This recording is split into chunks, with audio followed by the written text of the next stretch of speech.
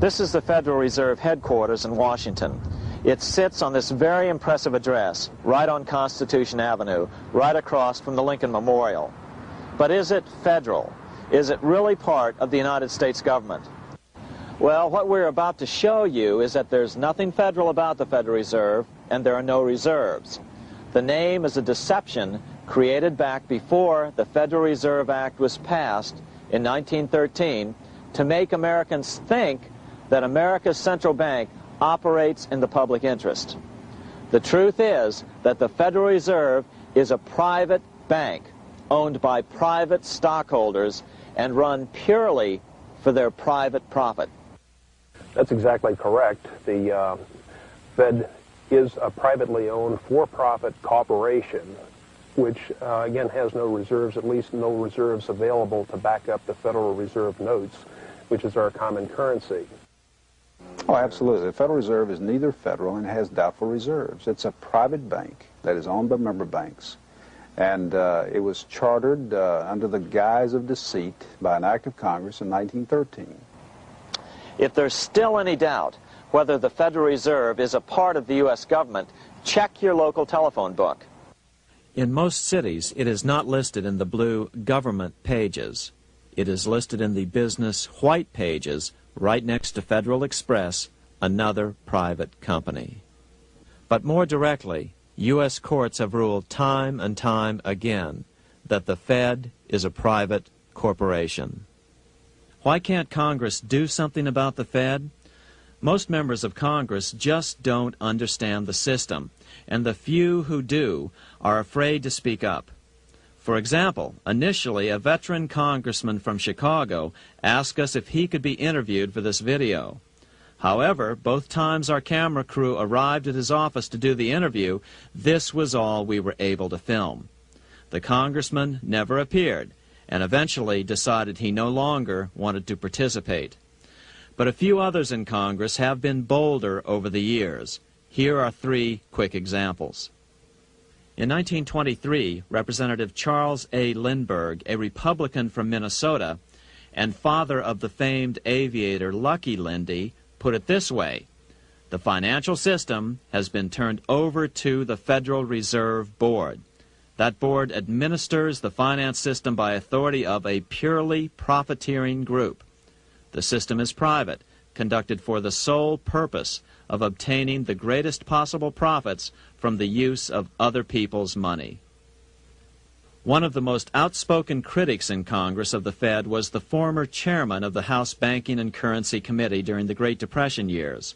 Lewis T. McFadden, Republican of Pennsylvania, said in 1932, "We have in this country one of the most corrupt institutions the world has ever known. I refer to the Federal Reserve Board. This evil institution has impoverished the people of the United States and has practically bankrupted our government. It has done this through the corrupt practices of the moneyed vultures who control it." Senator Barry Goldwater was a frequent critic of the Fed. Most Americans have no real understanding of the operation of the international moneylenders. The accounts of the Federal Reserve System have never been audited. It operates outside the control of Congress and manipulates the credit of the United States. The Federal Reserve really, even though it is not part of the federal government, it is more powerful than the federal government. It's more powerful than the President, the Congress, and the courts. Now, a lot of people challenge me on that, but let me prove my case. The Federal Reserve determines what the average person's car payment is going to be, what their house payment is going to be, and whether they have a job or not. And I submit to you that that's total control. And the Federal Reserve is the largest single creditor of the United States government. What does Proverbs tell us? The borrower is servant to the lender. What one has to understand is that from the day the Constitution was adopted right up to today, the folks who profit from privately owned central banks, as Madison called them, the money changers, have fought a running battle for control over who gets to print America's money. Why is who prints the money so important? Think of money as just another commodity. If you have a monopoly on a commodity that everyone needs, everyone wants, and nobody has enough of, there are lots of ways to make a profit, and also exert tremendous political influence. That's what this battle is all about. Throughout the history of the United States, the money power has gone back and forth between Congress and some sort of privately owned central bank. The Founding Fathers knew the evils of a privately owned central bank. First of all, they had seen how the privately owned British central bank, the Bank of England, had run up the British national debt to such an extent that Parliament had been forced to place unfair taxes on the American colonies. In fact, as we'll see later, Ben Franklin claimed that this was the real cause of the American Revolution. Most of the Founding Fathers realized the potential dangers of banking and feared bankers' accumulation of wealth and power. Jefferson put it this way: I sincerely believe that banking institutions are more dangerous to our liberties than standing armies. The issuing power should be taken from the banks and restored to the people to whom it properly belongs. That succinct statement of Jefferson is, in fact, the solution to all our economic problems today. It bears repeating. The issuing power should be taken from the banks and restored to the people to whom it properly belongs. James Madison, the main author of the Constitution, agreed. Interestingly, he called those behind the central bank scheme money changers. Madison strongly criticized their actions. History records that the money changers have used every form of abuse, intrigue, deceit, and violent means possible to maintain their control over governments by controlling money and its issuance. The battle over who gets to issue our money has been the pivotal issue throughout the history of the United States. Wars are fought over it, depressions are caused to acquire it. Yet after World War I, this battle was rarely mentioned in newspapers or history books. Why? By World War I, the money changers, with their dominant wealth, had seized control of most of the nation's press. Throughout U.S. history, this battle over who gets the power to issue our money has raged. In fact, it's changed hands back and forth 8 times since 1764, yet this fact has virtually vanished from public view for over 3 generations behind a smokescreen emitted by Fed cheerleaders in the media. Until we stop talking about deficits and government spending and start talking about who controls how much money we have, it's all just a big shell game, a complete and utter deception. It won't matter if you pass an ironclad amendment to the Constitution mandating a balanced budget. Our situation is only going to get worse until we root out the cause at its source. What's the solution for our national problem? First of all, education. That's what this video presentation is all about. So, to sum it up, in 1913, Congress gave an independent central bank, deceptively named the Federal Reserve, a monopoly over issuing America's money. And the debt generated by this quasi-private corporation is what is killing the American economy. Though the Federal Reserve is now the most powerful central bank in the world, it was not the first. So where did this idea come from? To really understand the magnitude of the problem, we have to travel back to Europe. Just who are these money changers James Madison spoke of? In the Bible, 2,000 years ago, Jesus drove the money changers from the temple. It was the only time Jesus used force during his ministry. What were money changers doing in the temple? When Jews came to Jerusalem to pay their temple tax, they could only pay it with a special coin, the half shekel of the sanctuary.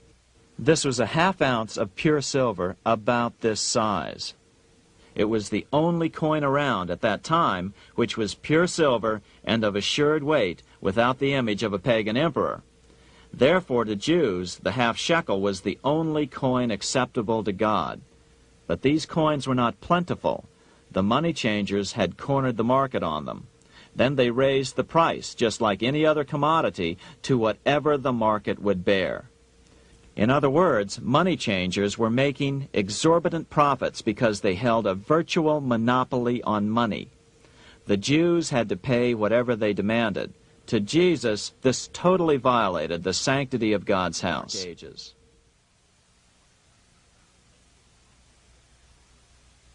1,000 years after the death of Christ, money changers, those who loan out and manipulate the quantity of money, were active in medieval England. In fact, they were so active that acting together they could manipulate the entire English economy. These were not bankers per se. The money changers generally were the goldsmiths. They were the first bankers because they started keeping other people's gold for safekeeping in their vaults. The first paper money was merely a receipt for gold left at the goldsmith.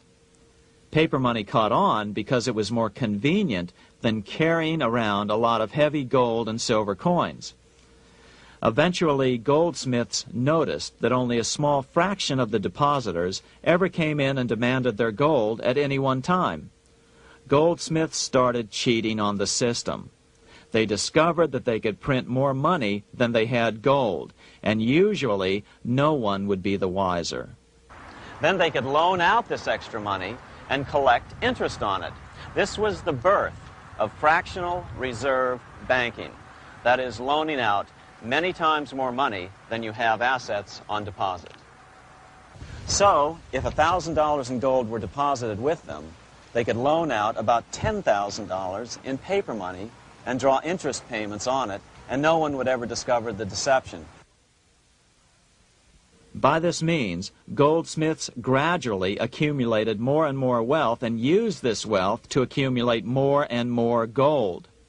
Today, this practice of loaning out more money than there are reserves is known as fractional reserve banking. Every bank in the United States is allowed to loan out at least 10 times more money than they actually have. That's why they get rich on charging, let's say, 8% interest.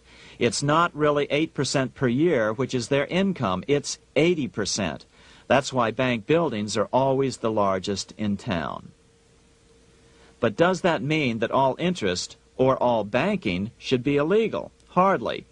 In the Middle Ages, canon law, the law of the Catholic Church, forbade charging interest on loans. This concept followed the teachings of Aristotle and St. Thomas Aquinas. They taught that the purpose of money was to serve the members of society, to facilitate the exchange of goods needed to lead a virtuous life. Interest, in their belief, hindered this purpose by putting an unnecessary burden on the use of money. In other words, interest was contrary to reason and justice. Reflecting church law in the Middle Ages, Europe forbade charging interest on loans and made it a crime called usury. As commerce grew, and therefore opportunities for investment arose in the late Middle Ages, it came to be recognized that to loan money had a cost for the lender, both in risk and in lost opportunity. So some charges were allowed, but not interest per se. But all moralists, no matter what religion, condemn fraud, oppression of the poor, and injustice as clearly immoral. As we will see, fractional reserve lending is rooted in a fraud, results in widespread poverty, and reduces the value of everyone else's money. The ancient goldsmiths discovered that extra profits could be made by rowing the economy between easy money and tight money. When they made money easier to borrow, then the amount of money in circulation expanded. Money was plentiful. People took out more loans to expand their businesses. But then the money changers would tighten the money supply. They would make loans more difficult to get. What would happen? Just what happens today. A certain percentage of people could not repay their previous loans and could not take out new loans to repay the old ones. Therefore, they went bankrupt and had to sell their assets to the goldsmiths for pennies on the dollar. By the end of the 1600s, England was in financial ruin. 50 years of more or less continuous wars with France and Holland had exhausted her. Frantic government officials met with the money changers to beg for the loans necessary to pursue their political purposes. The price was high. A government-sanctioned, privately owned bank which could issue money created out of nothing. It was to be the modern world's first privately owned central bank, the Bank of England. Although it was deceptively called the Bank of England to make the general population think it was part of the government, it was not. Like any other private corporation, the Bank of England sold shares to get started. The investors, whose names were never revealed, were supposed to put up £1.25 million British pounds in gold coin to buy their shares in the bank, but only £750,000 was ever received. Despite that, the bank was duly chartered in 1694 and started out in the business of loaning out several times the money it supposedly had in reserves, all at interest. In exchange, the new bank would loan British politicians as much of the new currency as they wanted, as long as they secured the debt by direct taxation of the British people. So, legalization of the Bank of England amounted to nothing less than legal counterfeiting of a national currency for private gain. Unfortunately, nearly every nation now has a privately controlled central bank using the Bank of England as the basic model. Such is the power of these central banks that they soon take total control over a nation's economy. It soon amounts to nothing but a plutocracy, ruled by the rich. It would be like putting control of the army in the hands of the mafia. The danger of tyranny would be extreme. Yes, we need central banks. No, we do not need them in private hands. The central bank scam is really a hidden tax. The nation sells bonds to the central bank to pay for things it does not have the political will to raise taxes to pay for. But the bonds are purchased with money the central bank creates out of nothing. More money in circulation makes your money worth less. The government gets as much money as it needs, and the people pay for it in inflation. The beauty of the plan is that not one person in 1,000 can figure it out because it's usually hidden behind complex-sounding economics gibberish. With the formation of the Bank of England, the nation was soon awash in money. Prices throughout the country doubled. Massive loans were granted for just about any wild scheme. One venture proposed to drain the Red Sea to recover gold supposedly lost when the Egyptian army drowned pursuing Moses and the Israelites. By 1698, government debt grew from the initial £1.25 million to £16 million. Naturally, taxes were increased and then increased again to pay for all of this. With the British money supply firmly in their grip, the British economy began a wild roller coaster series of booms and depressions, exactly the sort of thing a central bank claims it is determined to prevent. There are two things which I think are intrinsic not just to the Bank of England but to central banking generally. The first is an involvement in the formulation of monetary policy with the specific objective of achieving monetary stability. However, since the Bank of England took control, the British pound has rarely been stable. Now let's take a look at the role of the Rothschild family, the family said to be the wealthiest in the world.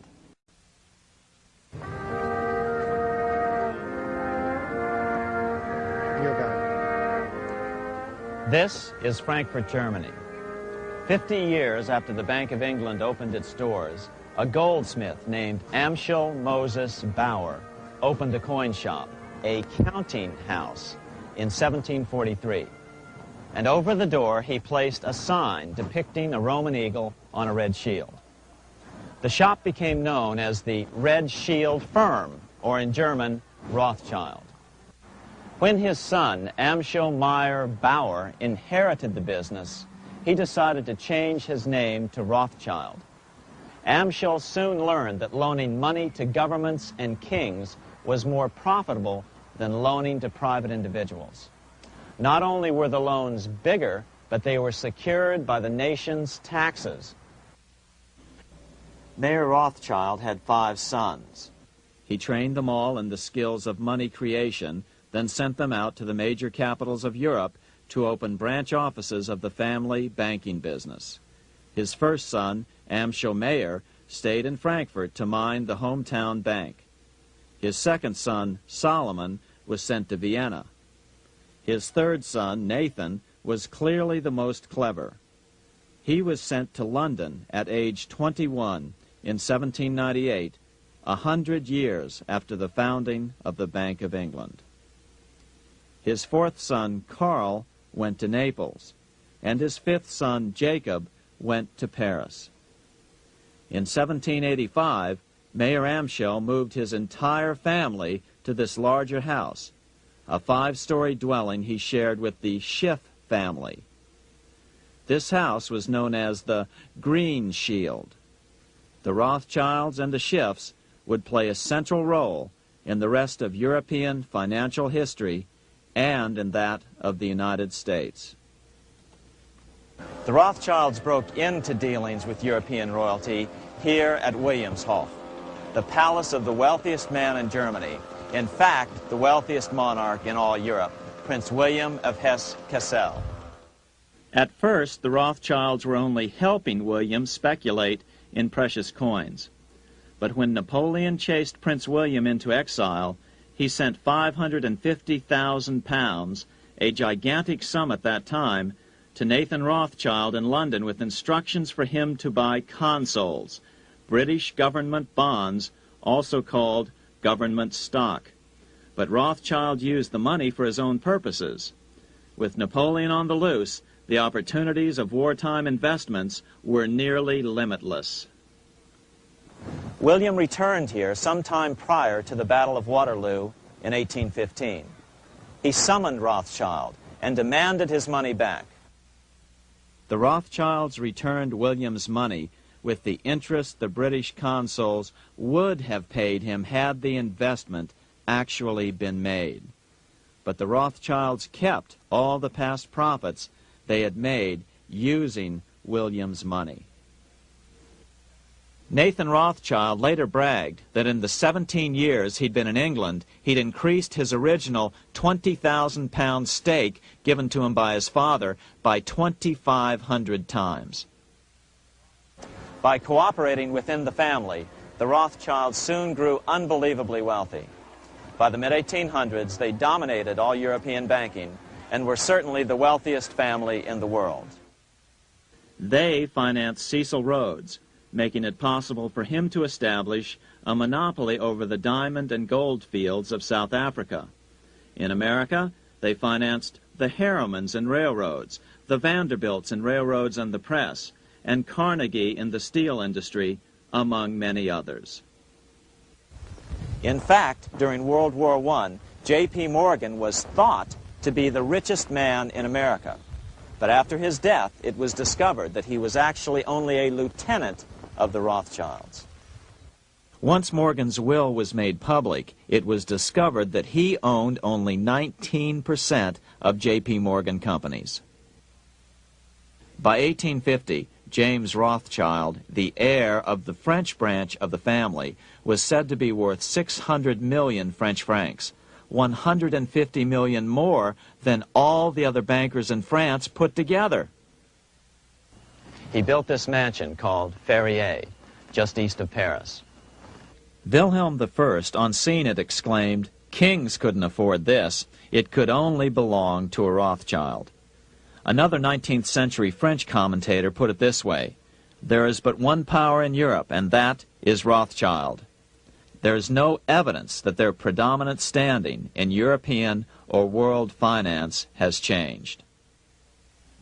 But now, let's return to Napoleon, because nothing else in history more aptly demonstrates the ingenuity of the Rothschild family than their control of the British stock market after Waterloo. In 1815, a year after the end of the War of 1812 in America, Napoleon escaped his exile and returned to Paris. French troops were sent out to capture him, but such was his charisma that the soldiers rallied around their old leader and hailed him as their emperor once again. In March of 1815, Napoleon equipped an army which Britain's Duke of Wellington defeated less than 90 days later at Waterloo. Some writers claim Napoleon borrowed £5 million from the Bank of England to rearm, but it appears these funds actually came from the Ouvard banking house in Paris. Nevertheless, from about this point on, it was not unusual for privately controlled central banks to finance both sides in a war. Why would a central bank finance opposing sides in a war? Because war is the biggest debt generator of them all. A nation will borrow any amount for victory. The ultimate loser is loaned just enough to hold out the vain hope of victory, and the ultimate winner is given enough to win. Besides, such loans are usually conditioned upon the guarantee that the victor will honor the debts of the vanquished.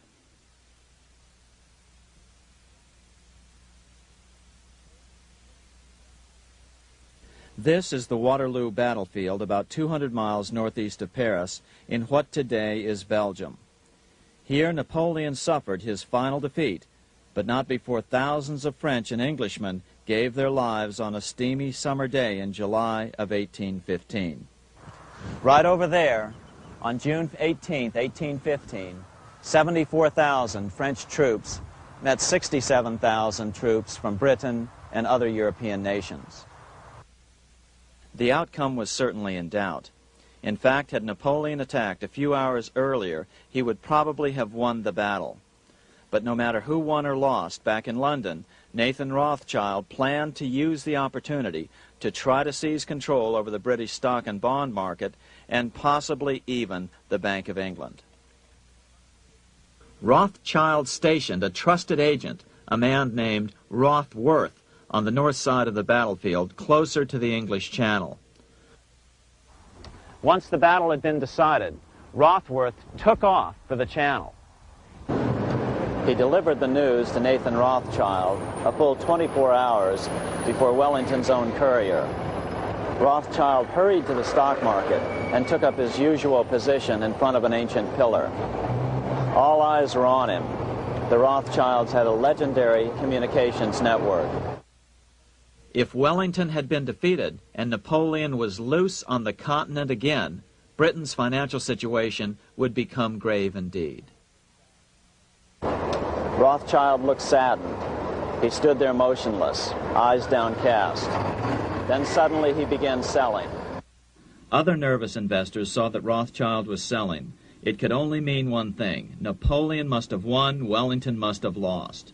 The market plummeted. Soon everyone was selling their consols, their British government bonds, and prices dropped sharply.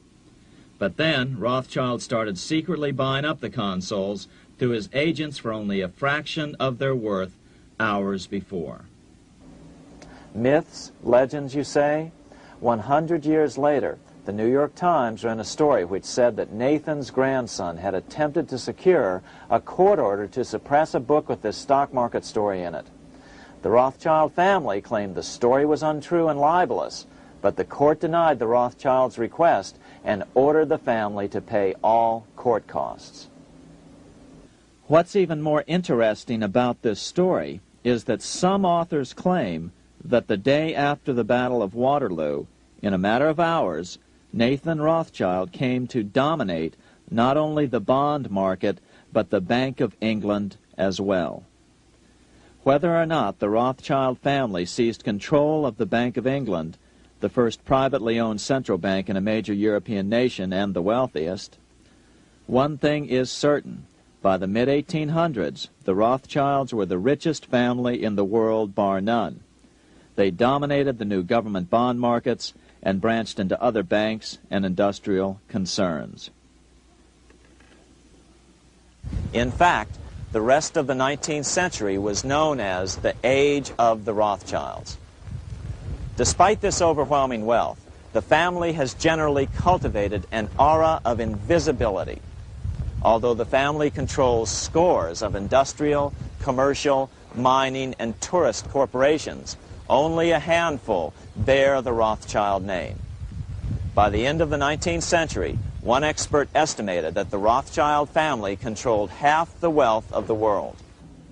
Whatever the extent of their vast wealth, it is reasonable to assume that their percentage of the world's wealth has increased since then. But since the turn of the century, the Rothschilds have cultivated the notion that their power has somehow waned even as their wealth increases. Eventually, the Federal Reserve Act was passed on December 23rd, 1913. In other words, the money changers wanted two things: the reinstitution of a central bank under their exclusive control, and two, an American currency backed by gold. Their strategy was twofold. First of all, cause a series of panics to try to convince the American people that only centralized control of the money supply could provide economic stability. And secondly, remove so much money from the system that most Americans would be so desperately poor that they either wouldn't care or would be too weak to oppose the bankers. In 1866, there was $1.8 billion in currency in circulation in the United States, about $50.46 per capita. In 1867 alone, $500 million, $500 million, was removed from the U.S. money supply. 10 years later, in 1876, America's money supply was reduced to only $600 million. In other words, 2/3 of America's money had been called in by the bankers. Only $14.60 per capita remained in circulation. 10 years later, the money supply had been reduced to only $400 million, even though the population had boomed. The result was that only $6.67 per capita remained in circulation, a 760% loss in buying power over 20 years. Today, economists try to sell the idea that recessions and depressions are a natural part of something they call the business cycle. The truth is, our money supply is manipulated now just as it was before and after the Civil War. How did this happen? How did money become so scarce? Simple. Bank loans were called in and no new ones were given. But at least some money began to flow back into the economy again. With no further threat to their control, the bankers loosened up on loans, and the post-Civil War depression was finally ended. 3 years later, the American people elected Republican James Garfield president. Garfield understood how the economy was being manipulated. As a congressman, he had been chairman of the Appropriations Committee and was a member of Banking and Currency. After his inauguration, he slammed the money changers publicly in 1881. Whoever controls the volume of money in any country is absolute master of all industry and commerce.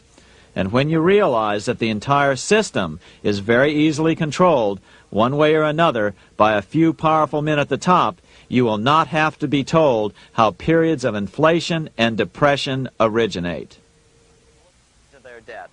A year after the passage of the Federal Reserve Bill, Congressman Lindbergh explained how the Fed created what we have come to call the business cycle and how they use it to their advantage. To cause high prices, all the Federal Reserve Board will do will be to lower the rediscount rate, producing an expansion of credit and a rising stock market. Then, when businessmen are adjusted to these conditions, it can check prosperity in mid-career by arbitrarily raising the rate of interest.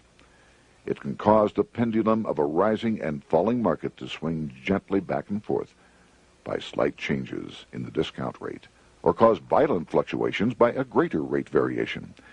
And in either case, it will possess inside information as to financial conditions and advanced knowledge of the coming change, either up or down. This is the strangest, most dangerous advantage ever placed in the hands of a special privileged class by any government that ever existed. The system is private, conducted for the sole purpose of obtaining the greatest possible profits from the use of other people's money. They know in advance when to create panics to their advantage. They also know when to stop panic. Inflation and deflation work equally well for them when they control finance. Congressman Lindbergh was correct on all points. What he didn't realize was that most European nations had already fallen prey to the central bankers decades or centuries earlier. But he also mentions the interesting fact that only 1 year later the Fed had cornered the market in gold. This is how he put it, quote, "Already the Federal Reserve banks have cornered the gold and gold certificates," close quote. But Congressman Lindbergh was not the only critic of the Fed. Congressman Lewis McFadden, the chairman of the House Banking and Currency Committee from 1920 to 1931, remarked that the Federal Reserve Act brought about a superstate controlled by international bankers and international industrialists acting together to enslave the world for their own pleasure. Notice how McFadden saw the international character of the stockholders of the Federal Reserve. Another chairman of the House Banking and Currency Committee in the 1960s, Wright Patman from Texas, put it this way. In the United States today, we have in effect two governments. We have the duly constituted government, then we have an independent, uncontrolled, and uncoordinated government in the Federal Reserve System, operating the money powers which are reserved to Congress by the Constitution. Even the inventor of the electric light, Thomas Edison, joined the fray in criticizing the system of the Federal Reserve. If our nation can issue a dollar bond, it can issue a dollar bill. The element that makes the bond good makes the bill good also. The difference between the bond and the bill is the bond lets money brokers collect twice the amount of the bond and an additional 20%, whereas the currency pays nobody but those who contribute directly in some useful way. It is absurd to say that our country can issue $30 million in bonds and not $30 million in currency. Both are promises to pay, but one promise fattens the usurers and the other helps the people. 3 years after the passage of the Federal Reserve Act, even President Wilson began to have second thoughts about what had been unleashed during his first term in office. We have come to be one of the worst ruled, one of the most completely controlled governments in the civilized world, no longer a government of free opinion, no longer a government by a vote of the majority, but a government by the opinion and duress of a small group of dominant men. Some of the biggest men in the United States in the field of commerce and manufacture are afraid of something. They know that there is a power somewhere so organized, so subtle, so watchful, so interlocked, so complete, so pervasive, that they had better not speak above their breath when they speak in condemnation of it. Before his death in 1924, President Wilson realized the full extent of the damage he had done to America when he confessed, "I have unwittingly ruined my government." So finally, the money changers, those who profit by manipulating the amount of money in circulation, had their privately owned central bank installed again in America. The major newspapers, which they also owned, hailed passage of the Federal Reserve Act of 1913, telling the public that now depressions could be scientifically prevented. The fact of the matter was that now depressions could be scientifically created. Power was now centralized to a tremendous extent. Now it was time for a war, a really big war. In fact, the First World War. Of course, to the central bankers, the political issues of war don't matter nearly as much as the profit potential, and nothing creates debts like warfare. England was the best example at that time. During the 119-year period between the founding of the Bank of England and Napoleon's defeat at Waterloo, England had been at war for 56 years, and much of the remaining time she'd been preparing for war. In World War I, the German Rothschilds loaned money to the Germans, the British Rothschilds loaned money to the British, and the French Rothschilds loaned money to the French. In America, J.P. Morgan was the sales agent for war materials to both the British and the French.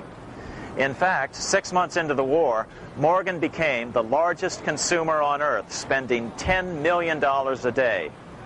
His offices here at 23 Wall Street were mobbed by brokers and salesmen trying to cut a deal. In fact, it got so bad that the bank had to post guards at every door and at the partners' homes as well. Many other New York bankers made out as well from the war. President Wilson appointed Bernard Baruch to head the War Industries Board. According to historian James Perloff, both Baruch and the Rockefellers profited by some $200 million during the war. But profits were not the only motive. There was also revenge. The money changers never forgave the czars for their support of Lincoln during the Civil War.